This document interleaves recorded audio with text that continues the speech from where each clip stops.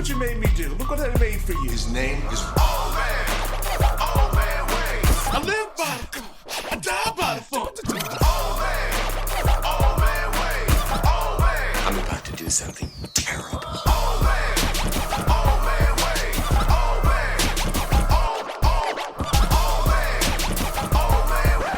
Wayne. Nope, not doing this. We're not doing this. Ha ha. Point. Old man. So Brandon was the only one here who was bold enough to actually go see The Flash. And I was going to, let me tell you, I told my wife I wanted to go see it. And Valkyrie's like, yeah, we can go see it. And every time it happens, I'm like, like I want to go, I want to go see it. But if I'm being completely honest, I only want to see it for Supergirl. Like, I've seen Michael Keaton's Batman. Like, you know what I mean? I can turn on Max and see Michael Keaton's Batman. I don't give a shit enough. You know what I mean? But like, it's in like, I almost called him Idris Elba. But Ezra Miller is not enough of a draw for me to be like, I want to go see this. And I love Ben Affleck as Batman, but I'm like, I don't give a shit enough to like go see it. I'm like, all right, it'll be on Max in like the month. Oh, I'll wait. So is it okay if I spoil something, or do y'all care? I don't care. No, I spoiled it. I was so not interested in this movie after the initial reviews came in. And keep in mind, I don't pay attention to reviews, but with DC movies, they're so consistently bad that I can listen to the reviews and read the reviews now and pretty much assume that it's going to be making the same mistakes that every other DC movie made. So I spoiled it for myself because I didn't care at a certain point. But go right ahead. Yeah, okay, I don't care either, because like I told somebody, like, it was funny. I made a joke. Shout out to Just Greg, because I've been waiting to talk about this because he told me something that I already knew about, and I was fucking with him and told him, like, oh, thanks for spoiling it. So when he hears this, he's probably gonna like text me a middle finger because I already knew about it. But like, I was looking up spoilers. I don't give a flying fuck about this movie. I've heard about fucking Nicolas Cage. I've heard about George Clooney. I don't care about this movie at all. Okay. I started watching Shazam, and I was like, this shit is ass, and I'm turning it off. Oh no, that's awful. So The Flash is not a bad movie. I will say that up front. It's not a bad movie. It's not a good movie. It's definitely not a good movie, but it's not a bad movie. It's not BVS. It's not the first Suicide Squad. It's not Wonder Woman 84. Like, it's not a bad movie. It does some weird. Well, first of all, Ezra Miller's portrayal of Barry Allen is just so weird to me to see that, especially when I saw The Flash. And like, the Flash TV show had a lot of issues sometimes in later seasons, but Grant Gustin as the Flash was never a problem. He was been fantastic throughout the entire time. But one interesting thing in the movie, though, is so they do Flashpoint, right? They never show you who killed Barry's mom. So for the people who don't know, explain what Flashpoint actually is. So Flashpoint is basically Barry's mom was killed. We find out that it was the Reverse Flash who did it to kick off, and Barry decides to go back and stop him. When he goes back and stops him, it creates this whole alternate timeline where it's a bunch of crazy shit. Brandon, can I stop you for 1 second? Can we just say the Reverse Flash is not an alternate version of Barry Allen? Yeah. So and like, people can say all they want that like the Reverse Flash caused it. So yes, Reverse Flash is the reason why Barry Allen went back in time, but Barry Allen is actually the cause of Flashpoint, excuse me. So in this movie, they show Barry as a kid. They do a flashback, and and they just show Barry up in his room, and his mom screams, "Oh!" And then his dad's down at the door, and he runs downstairs, and his dad's in the house, and his mom's dead, and they call the cops, and his dad gets framed for it, right? But you don't ever see reverse. So if you never knew that story, you would have no idea that Reverse Flash killed his mama. And so on top of that, the reason why I bring that up is because in Flashpoint, like, he goes back in the comic books and in the TV show, by the way, he goes back and he stops the Reverse Flash from killing his mama, right? In this episode, what he does is his dad would have never, they basically say like the reason why his mom got killed is because his dad wasn't there. The reason why his dad wasn't there is because his mom forgot to get some tomatoes, canned tomatoes from the grocery store. So what he does is he goes back in time to the grocery store where his mom was in the grocery store and puts a can of tomatoes in her cart so that she doesn't forget them. And then that way his dad never leaves the house, she never gets killed, and then that's what kicks off Flashpoint in the movie, right? That's such a stupid reason to do it. But like, why would they? Why? Like, why? Why? Like, why? I'm sorry. One more why. Okay, sorry. Go ahead. Yo, now, one thing I did want to hold on. Can I just say, does it get dumber from here? Because this sounds fucking stupid. Well, you get two versions of Barry with each other because Barry's running back in time and he gets knocked out of the timeline and he meets his other version of himself, and that's why you see two Barrys in the trailer or whatever. It's not that stupid. Michael Keaton is fantastic. He's Michael Keaton movie, but he's Michael Keaton. He was fucking eating up scenery. He was fan. At one point, he's like in the Batcave and he has hair down, like he's like disheveled Batman. He's got long ass hair. He's fucking great the entire movie. Sasha Cal, I think that's how you say her name.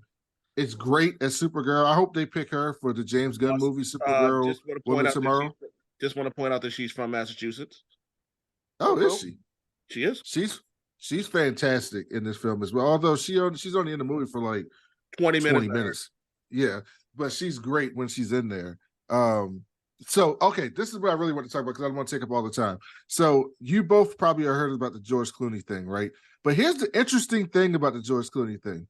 So when they first showed this movie, like for screeners for like, it was like at some festival, right? When they first showed the movie, or when they were doing like early screeners, like, you know, when they do test screeners of the movie, when they first showed the movie, it had Michael Keaton as Bruce Wayne at the end. Basically at the end of the movie, right after he resets the timeline. Well, he thinks he resets the timeline, but he still fucks with one little thing because instead of saving his mom, what he does do this time is his dad was in the grocery store, right? You know his dad's framed for the murder of his mom, right? Let me just tell people listening: when you hear what's about to happen, this is going to be among the dumbest things you've ever heard. So in the normal timeline, he has this hearing, and they think they have this footage to prove that he didn't do it. That Bruce Wayne, Ben Affleck unscrambles, and it's like a camera security footage in the grocery store. But the whole time, the tomatoes are on the bottom shelf.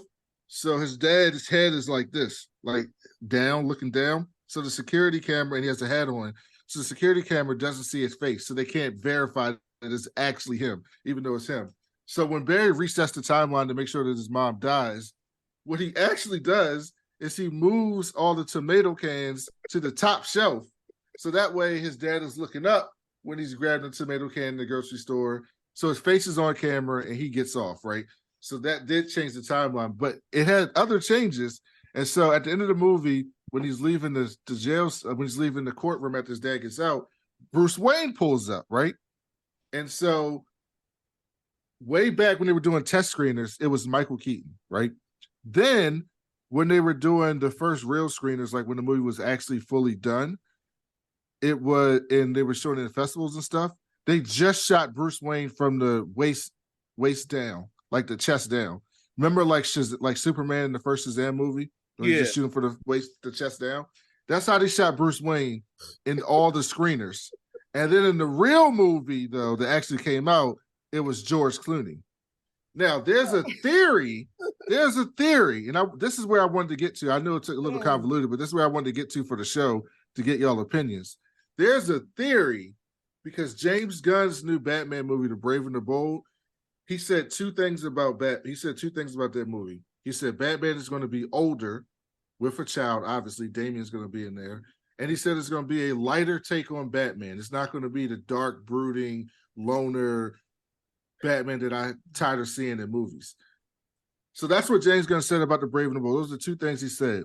So there's a theory that they're going to actually use this to bring George Clooney back as Bruce Wayne. Javi, you want to take this or should I?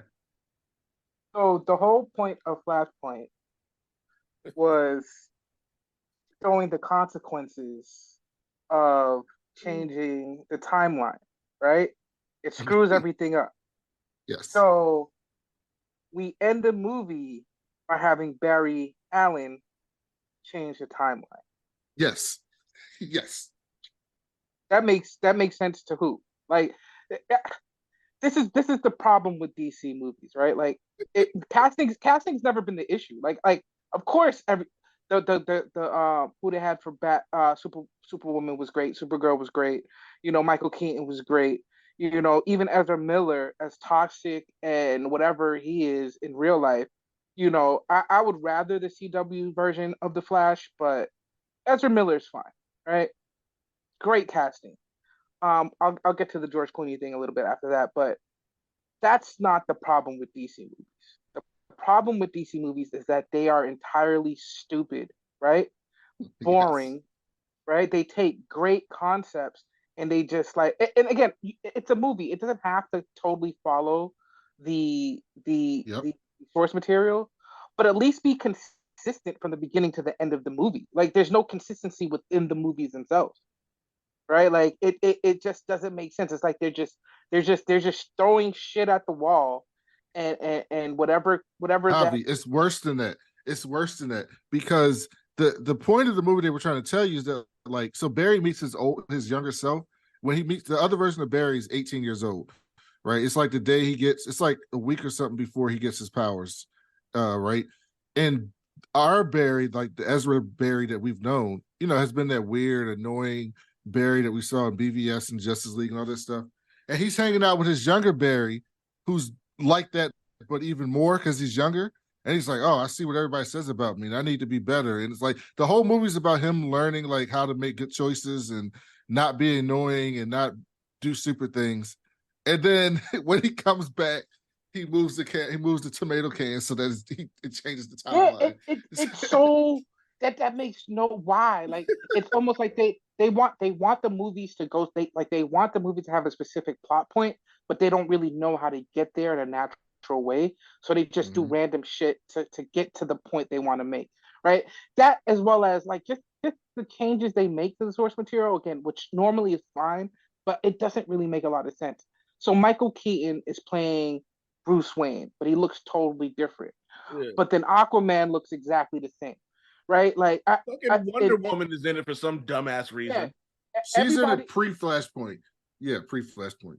Everybody looks exactly the same except for Batman, who's played by 3 different actors, right? Why couldn't we just have Michael Keaton play Thomas Wayne, right? Why couldn't we just do that? Why couldn't we just have it's the source. Like, dog, Javi, to your point, like it solves so many problems. Yeah. Literally just making him Thomas Wayne. Yeah. Why couldn't we have Reverse Flash? Why couldn't we have Eobard Thrawn in this? What was the point of the changes? And I think part of it as well is that just the studio issues, right? There's another reason why I'm not watching this. Because why would I invest myself in something that I know there's really going to be no real payoff because they're rebooting the entire freaking universe, which has nothing to do with Flashpoint. They're rebooting it because they have a new director, they have a new head of creative or whatever, right? So nothing in this movie. There's nothing of consequence in this movie that I should be excited about moving forward. Marvel does this. Marvel has horrible movies, right? Yeah. It does, but we watch them because we know that it's connected to a wider, consistent story, right? DC just does not. You know what? Sorry, oh man, go ahead. And also, Marvel's bad movies, their floor is so much higher than DC's movies, right? So we judge them more accordingly. Because like Marvel's worst movie is definitely in the top half of the DCEU. So we can all say that like among like some of the bad Marvel movies, we'd probably say maybe Iron Man 3, Iron Man 2. A debate could be made for Thor: Love and Thunder. but at least those movies have some consistency to it. And here's the funny thing about the Flash movie. It's almost like they played themselves because the idea for rebooting the universe isn't needed. You know what I mean? Like no one's really looking at Robert Pattinson's Batman and gonna be confused if he's not in Batman the Brave and the Bold. Well, no, people were confused. That was a big thing. And so in James Gunn's big statement, right, he made a point to say all the TV shows, movies, and video games are all going to be one universe, kind of like Star Wars.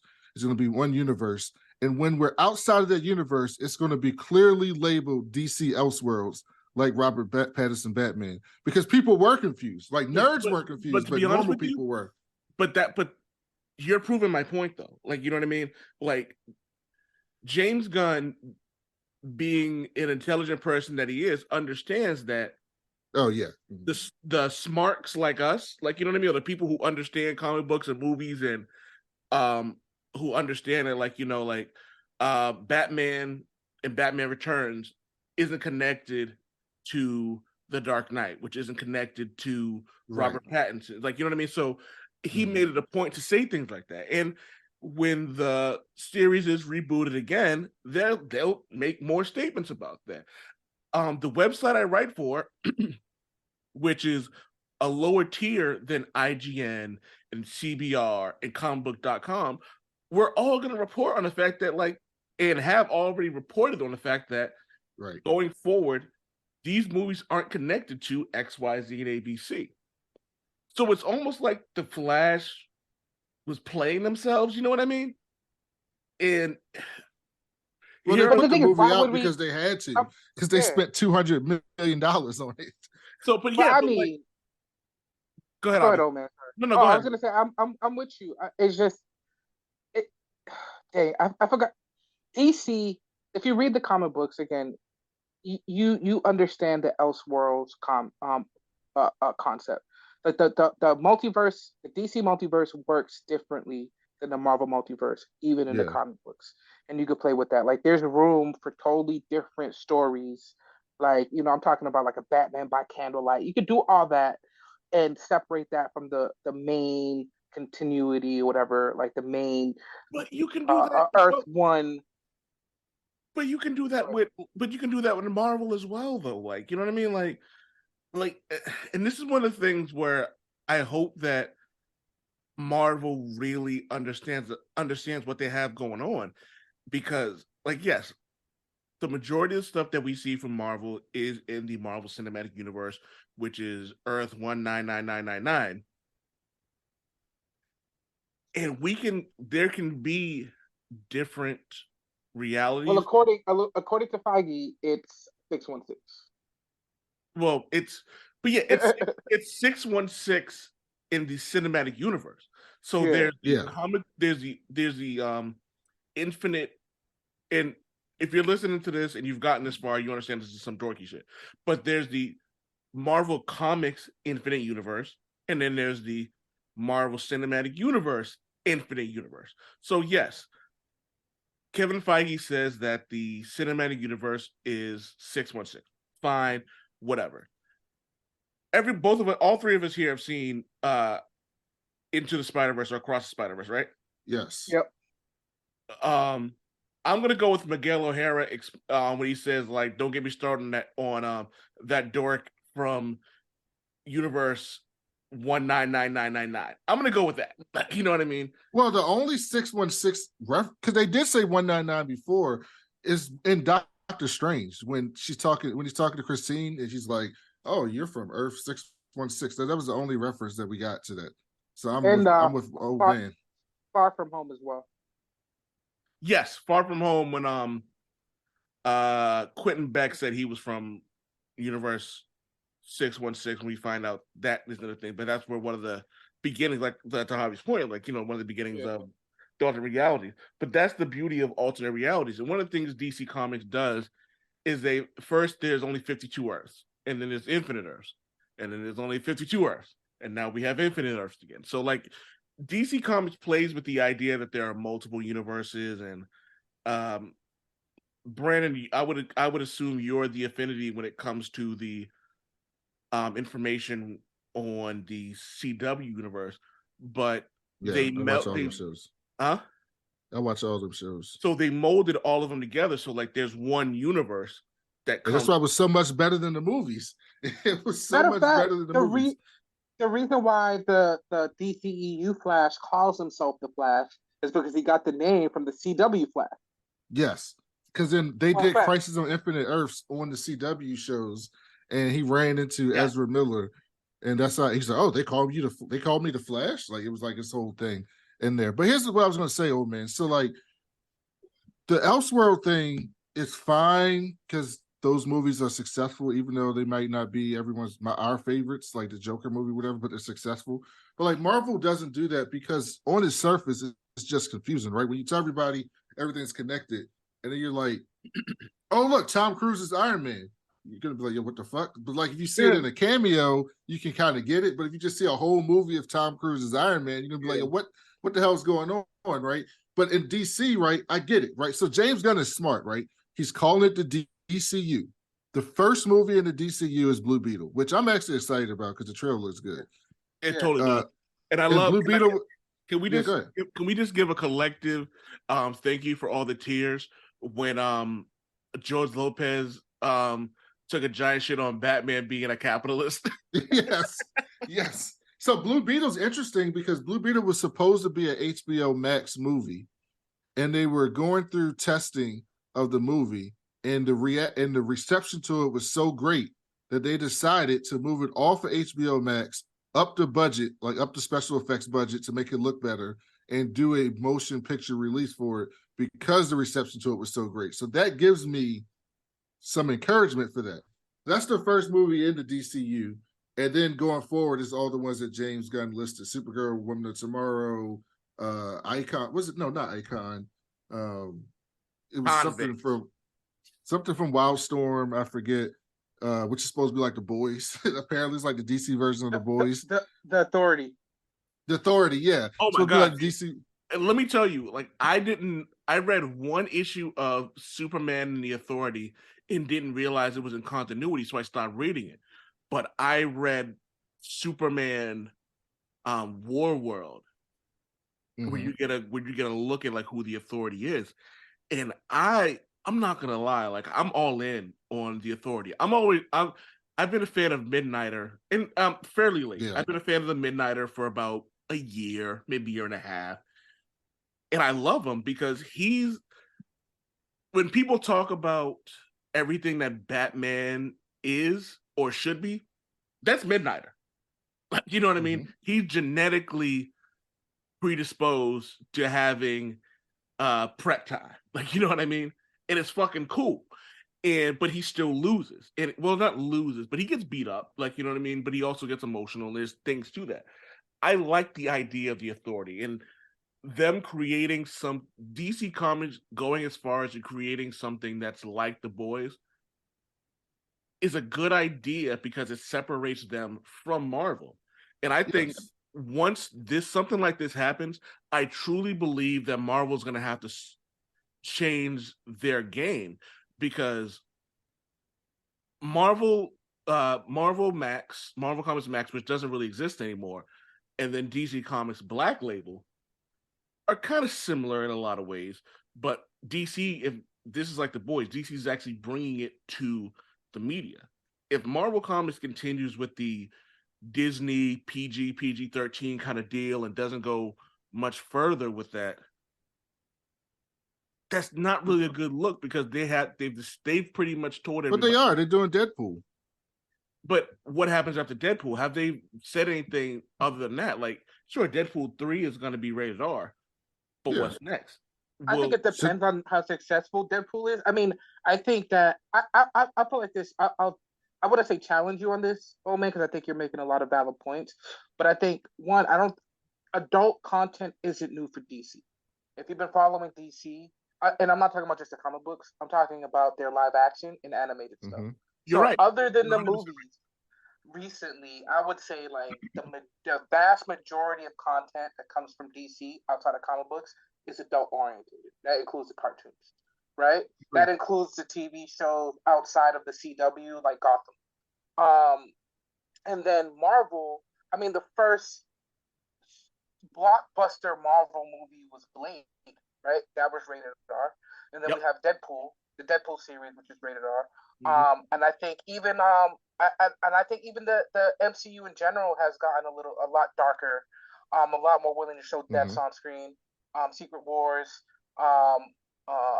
Multiverse of Madness, the last Guardians of the Galaxy movie. Like I think they've all been growing with their audience. So Guardians was dark. yeah, Guardian was super dark, right? Javi, I just want to say just for the sake of the podcast, I want to say that you're right. I never even thought about like everything. Well, not and beyond the fact that what you just mentioned about like Blade being rated R, stuff like that. Forgot how dark like Guardians of the Galaxy 3 was. Like that was like I remember watching this and like being like, hey, I wasn't ready for the emotional shots to the heart I was getting throughout the movie. So you're right. You're like, yeah. And you can be dark without being rated R. You can be adult oriented without being rated R. And Marvel does a good job with that. Like Deadpool, I personally think you could do a PG-13 Deadpool because the comic book is PG-13. Like it's just, and people love the comic books. But I'm okay with a rated R Deadpool.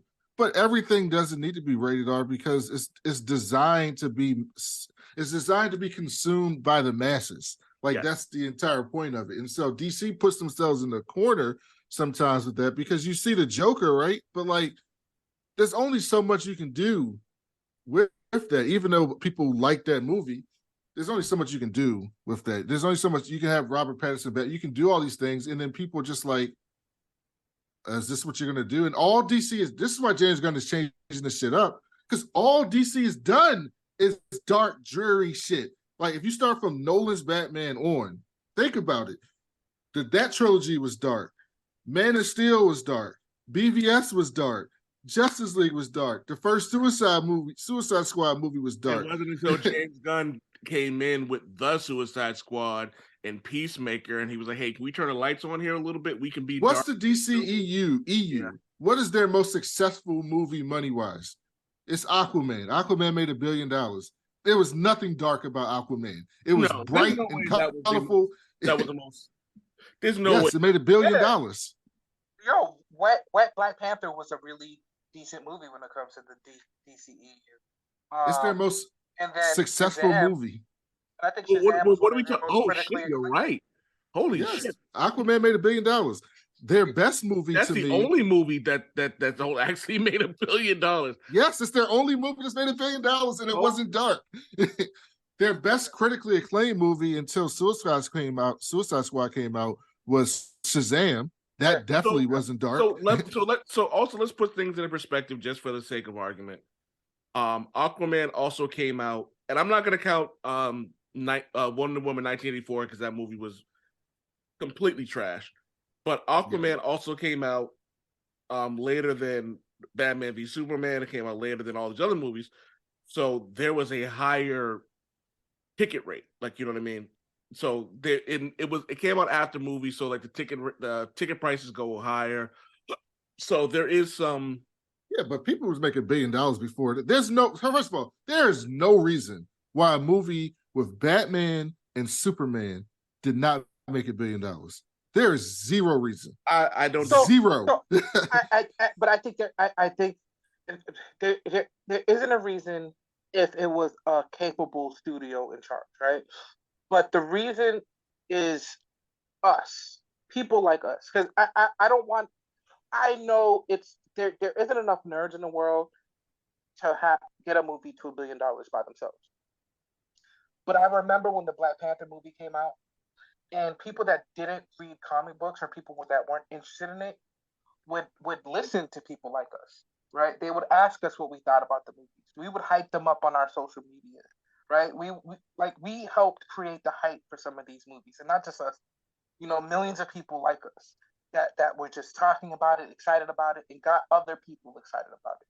right? But when it comes to movies like Flashpoint, people like us, we're not watching it because as much as people want to say there's superhero fatigue or sequel fatigue or whatever it may be, we enjoy a story that we can go back to, right? Like we enjoy the fact that the MCU is a connected continuity, right? We enjoy that. Like we want to know what's going on with these heroes. We want to see the challenges and the team ups and the breakups and all the other stuff, right? We like the continuous stories. When it comes to the DCU, like it's they're changing because like it's almost like it's like a fighter that has that's afraid of their opponent and they keep on switching up their strategy and it gets boring Yes. and tired Yes. and they lose because of that because there's no consistency. Like what? Why would I spend money and time watching a movie like The Flash when I'm already kind of wary about what the DCU is putting out, right? When I Right. know that the Blue Beetle is right down the street and it has probably nothing to do with what happens in Flashpoint. You know what Right? it is? You know what? A perfect example for this would be like when people like Chris Jericho keep mentioning the WWE, and the WWE is like, we don't give a shit about you. Like, you know what I mean? Like, move on. Stop talking about your ex. I mean, they got a chance. They got a chance, but like Marvel started the MCU without any of their A-list characters. They didn't have any of them, right? So they had to focus on telling good stories. They literally created let's call it like it is. Iron Man is an A-list Avenger. Fine, whatever. But his comic books never did well. No. And Iron Man was not an A-list character in pop culture. No. At the time. Robert Downey Jr., Disney, and Marvel Studios made Iron Man an A-list character. The closest thing they had to an A-list character when they started the MCU was the Incredible Hulk. That was the closest thing that they had because Iron Man was not one. Captain America in 2008 was not an A-list character in pop culture. Thor was not an A-list character in pop culture, in general pop culture at the time. I'd honestly fight you on Thor being an A-list character only because his character is definitely as well recognized. Not I would say as well recognized, but because of his mythos, he's well recognized. If that makes sense. The mythos of Thor is known in pop culture, but the Marvel Comics character of Thor Odinson, it was not like a pop culture where you just walk down the street and say, "Hey, what do you know about Thor in the comic books?" Okay, yeah. Well, but people aren't going to know. No one knew. But the thing, you guys are making a great point, right? Like, and this has been my beef with the DC movies from the beginning. Like, I think Man of Steel was a good movie. I enjoyed Man of Steel. Right? I do too. Same. I really wish that DC started out with a Flashpoint movie or a Blue Beetle movie or friggin' Black Canary or something, right? Like a character, right, that can help us build out the universe, right? Build up the stakes till we need a Superman, till we need a Batman, till we need a Wonder Woman, right? Like I think once you go Superman fighting a bunch of Kryptonians and you're destroying Metropolis, like where do you go from here? Well, Man of Steel, I think all three of us enjoyed Man of Steel. Yes. But it was a bad choice of not even if you want to start with Superman, because I get it, right? Superman was the first superhero, right? So it makes sense, like in that sense, to be like, yo, we're gonna start a universe with Superman because he is the first superhero. But to kick off your universe with that version of Superman was stupid. Which is why the first movie James Gunn is doing is a completely different version of Superman. Yeah, okay. I was gonna debate what you were saying until you brought that up, because I was gonna say that Superman is probably Superman and Spider-Man are probably the two most iconic comic book characters of all time. Yes. And so it's one thing. So I was like, so why don't you start off a universe with that? But now, to your point, it makes sense when you're starting a universe with the character. So now I agree with Javi's point even more, where it's like, let's establish something that people may not know. And I think, Javi, your choice of saying Black Canary was fantastic because she's a character that can kind of explain everybody, which is what Marvel did with Iron Man. Iron Man is a character that kind of explains everybody. And when people say, why are we getting the X-Men? Why are we getting the Fantastic Four? It's like, because you need a movie and you need a character that explains everybody.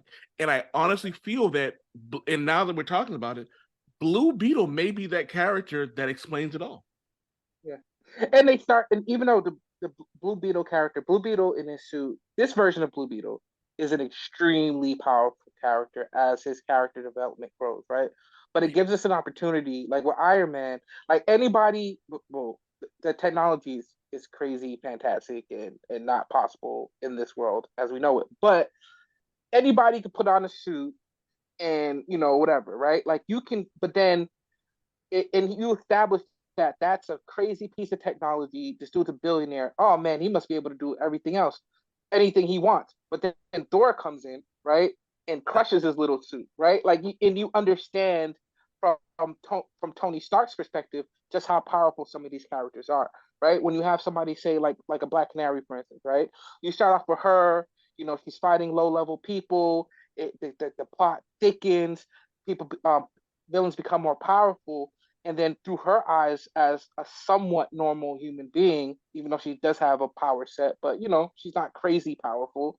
Then we start seeing like Superman and Batman and all these crazy powerful characters in their own respect from her eyes, and it becomes I think it makes it bigger, right, from a storytelling perspective. Here's what I'll say. I actually did an article. Actually, not an article. I'm not talented like old man. I did a thesis on this in college, right? And I was talking about the difference between Marvel. Did this dude say he's not as talented as the old man, and then just finished it with, I wrote a thesis? Yeah, theses are like academic, not entertaining. You have to do it. You have to do it. Yeah, so Marvel, right? So I was talking about the differences between those, like just in theoretically, right? So I think it was a philosophy class or something. I don't remember, right? But anyway, so like the whole, and I was reading and so I had to go back and like read like things from like Stan Lee and Jack Kirby when they were starting the Marvel universe and like what their thought processes were. And then I was reading things from like Bill Finger and the people who started like the DC stuff. And so basically what I found out was like the whole point of Marvel was supposed to be like the view out of your window, right? Like a lot of the places take place in New York City, if you think about it. Through my window. And the idea is like you see these people out of your window, Spider-Man, the Fantastic, they live in New York. They're, it's just like this, it's this grounded. I mean, these people are super, but it's like it's the world that exists, and all the characters in Marvel had flaws, right? They were all tragic characters. Spider-Man, like the Thing, like they all had these flaws and these tragic situations, and it was just like, and they're always fighting through that stuff, but it keeps coming back, right? And when you read the history of DC and how they developed it, the whole idea of DC is that these characters are not your everyday people. Yeah. That they are gods among people, that they are there for inspiration. They're supposed to be larger. Like Superman is supposed to be this beacon of hope. Wonder Woman is supposed to be this beacon of persistence and fighting and toughness. Batman, like they're supposed to be like Batman's a regular person amongst gods, right? The whole point of DC is supposed to be like this high level God thing, right? And so the point of starting with, the only reason I disagree with y'all is the point of starting with Superman is why James Gunn is doing it is because the idea is that Superman inspired a world of heroes. Like the idea is like Superman, people came out and found Superman, and then it not only did it inspire heroes, but it inspired villains too. And so like there were people who want to come fuck with Superman, and then there's people who want to be a hero as well because he's a beacon of hope. He's the man of tomorrow. He's inspiring everyone. I kind of feel like we're saying the same thing though. But here's what I was going to say. Zack Snyder started with Superman because that's what most people would do. That's why James Gunn's doing it. That's what a lot of people, I mean, that's what they do. But he chose not to make Superman a beacon or of hope. He's like this alien person that destroyed a city and didn't give a fuck about millions of people dying, right? And to the point that they brought it back up in all the subsequent movies. And like Batman v Superman is Batman's brooding in Gotham City because he turns on the TV and Superman's just destroying the fucking city where people are just dying. In Flashpoint, they have a scene where apparently Barry had his powers during Man of Steel. He was a young kid. He had this dumbass suit like Steve Urkel with like knee pads on and a sock on his head and stupid shit. Yo, hold on, Brandon. It all makes sense now. This whole time, it was actually the Flash running around kidnapping motherfuckers in Hawaii. It makes sense now. What the Ezra Miller? Damn it, Wade!